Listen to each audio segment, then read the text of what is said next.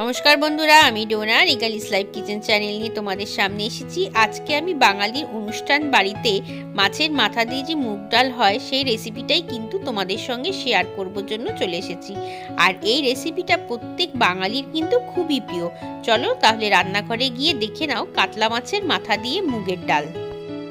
কড়াটা আমি গ্যাসে বসিয়ে দিয়েছি। এখন এর মধ্যে আমি হাফ কাপের মতো সর্ষের তেল দিয়ে দিচ্ছি। সর্ষের তেলটাকে ভালো করে গরম করে নিতে হবে। দেখো আমি এখানে কাতলা মাছের মাথা নিয়েছি, এগুলোকে নুন আর হলুদ মাখিয়ে রেখেছি। অপরদিকে 1 কাপ মুগ ডালকে ভিজিয়ে রেখে তারপরে কিন্তু বয়েল করেছি। এটা কিন্তু খুব বেশি একদমই বয়েল করা যাবে না। তেলটা যথেষ্ট পরিমাণ গরম হয়ে গেছে। এখন আমি একে একে মাছের মাথাগুলোকে সব কিন্তু ভেজে নেব। আর মাথাগুলোকে কিন্তু বেশ ভালো মতো ভেজে নিতে হবে। খুব কম ভাজলে কিন্তু ডাল দিয়ে একটা আষ্টে গন্ধ হবে, তাই চেষ্টা করবে একটু সময় নিয়ে কড়া করে মাছের মাথাগুলো ভেজে নিতে। আর যে ডালটা আমি বয়েল করেছি সেটা কিন্তু একদমই বেশি বয়েল করা যাবে না, কারণ মাছের মাথার সাথেও কিন্তু ডালটা কুক হবে। দেখো মাছগুলো বেশ কিন্তু কড়া করে ভাজা হয়ে গেছে। এই রকম পর্যায়ে যখন মাথাগুলো ভাজা হয়ে যাবে তখন কিন্তু নামিয়ে ফেলতে হবে।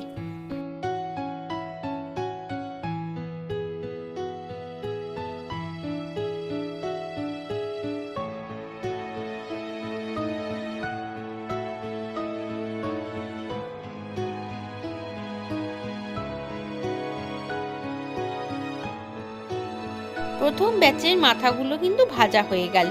এখন ঠিক এইভাবে করেই কিন্তু আমি সেকেন্ড ব্যাচের যে মাথাগুলো রয়েছে সেগুলোও ভেজে নেব। চলো তাহলে আমি সেকেন্ড ব্যাচের মাথাগুলোকে এইরকম কড়া করে ভেজে নিই, তারপরে তোমাদের সামনে আসছি। দেখো মাছের মাথাগুলো সব কিন্তু ভাজা হয়ে গেছে। যে তেলটা রয়েছে সেই তেলের মধ্যেই কিন্তু আমি 2টো তেজপাতা আর 2টো শুকনো লঙ্কা ফোড়ন হিসেবে দিয়ে দিচ্ছি। 10 সেকেন্ড ধরে আমি শুকনো লঙ্কা আর তেজপাতাগুলোকে একটু ভেজে নেব। এর সাথেই ফোড়ন হিসেবে আমি 1 চামচের মতো জিরে আর 1 চামচের মতো মৌরিও দিয়ে দিচ্ছি। ফোড়নগুলোকে সব কিছুই কিন্তু 10 সেকেন্ড মতো আমরা ভেজে নেব। আমি ফোড়নে মৌরি ব্যবহার করেছি, তোমরা চাইলে কিন্তু শুধু জিরেও দিতে পারো। একটা বড় সাইজের পেঁয়াজকে ভালো মতো কুচিয়ে রেখেছি, সেই পেঁয়াজটাকে আমি তেলের মধ্যে দিয়ে দিলাম। পেঁয়াজটাকে মোটামুটি একটা হালকাভাবে কিন্তু ভেজে নেব, খুব বেশি কালার চেঞ্জ করার দরকার নেই। পেঁয়াজ ভাজাটা মোটামুটি হয়ে গেছে। দেখো আমি 1 চামচ আদা রসুন বাটা দিয়ে দিলাম। আমি কিন্তু আদা রসুনটাকে পেস্ট করিনি, হামানদিস্তায় জাস্ট একটু থেতো করে নিয়েছি। সেই থেতো করা আদা রসুন বাটাটাই কিন্তু আমি এই পেঁয়াজের মধ্যে দিয়ে দিলাম। আদা রসুন আর পেঁয়াজটা মোটামুটি ভাজা হয়ে গেছে। এখন আমি একটা টমেটোকে কুচো করে রেখেছি, সেই টমেটোটাও দিয়ে দিলাম। আর ঝালের জন্য দিচ্ছি বেশ খানিকটা কাঁচা লঙ্কা। ঝালটা তো যার যার ব্যক্তিগত ব্যাপার, যে যতটা ঝাল খেতে পছন্দ করবে সে কিন্তু ততটাই অ্যাড করবে। আমি এখানে 3টে কুচোনো কাঁচা লঙ্কা দিয়েছি। এখন একে একে গুঁড়ো মশলা দেব। প্রথমে দিচ্ছি হাফ চামচের মতো হলুদ গুঁড়ো, 1 চামচ নুন, হাফ চামচ রোস্টেড জিরে ধনে গুঁড়ো, হাফ চামচের মতো চিনি অ্যাড করলাম। এখন সমস্ত গুঁড়ো মশলাগুলোকে আমরা কিন্তু ভালো মতো কষিয়ে নেব। এই সময়ই আমরা কিন্তু ভেজে রাখা যে মাছের মাথাগুলো রয়েছে সেটাও দিয়ে দিলাম। মশলার সাথে মাথাগুলোকে কিন্তু আমরা ভালো মতো কষিয়ে নেব। মাছের মাথাগুলোকে যত ভালো করে ভাজবে ততই কিন্তু আষ্টে গন্ধ চলে যাবে আর ডালটাও খেতে খুব ভালো লাগবে। কি কেমন লাগছে তোমাদের রেসিপিটা? এইরকম অনুষ্ঠান বাড়ির মতো ডাল যদি আমাদের পাতে পড়ে তাহলে কিন্তু দেখবে বাড়ির খাওয়াটাও কোনো অংশে অনুষ্ঠান বাড়ির মধ্যে থেকে কম যাবে না। আর যারা মাছের মাথা দিয়ে যে কোনো রান্না পছন্দ করো, মুড়িঘণ্টই হোক বা ডাল হোক, তাহলে দেখবে চেটেপুটে তারা ভাত কিন্তু সব শেষ করে ফেলবে এই একটাই পদ দিয়ে। দেখো বেশ সুন্দর করে আমি কিন্তু কষিয়ে নিচ্ছি। এইভাবে করে অন্ততপক্ষে 5-7 মিনিট টাইম কিন্তু দিতেই হবে মশলার সাথে মাছের মাথা কষানোতে।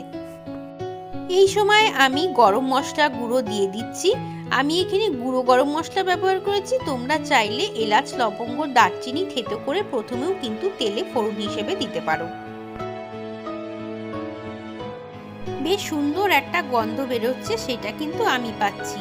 তোমাদের যদি পেতে হয় তাহলে কিন্তু রেসিপিটা ফলো করে অবশ্যই বাড়িতে বানিয়ে নিতে হবে। আর আমার রেসিপিগুলো যদি ভালো লাগে তাহলে কিন্তু লাইক কমেন্ট শেয়ার করো। আর নতুন বন্ধু হয়ে থাকলে চ্যানেলটাকে অবশ্যই সাবস্ক্রাইব করে নিও।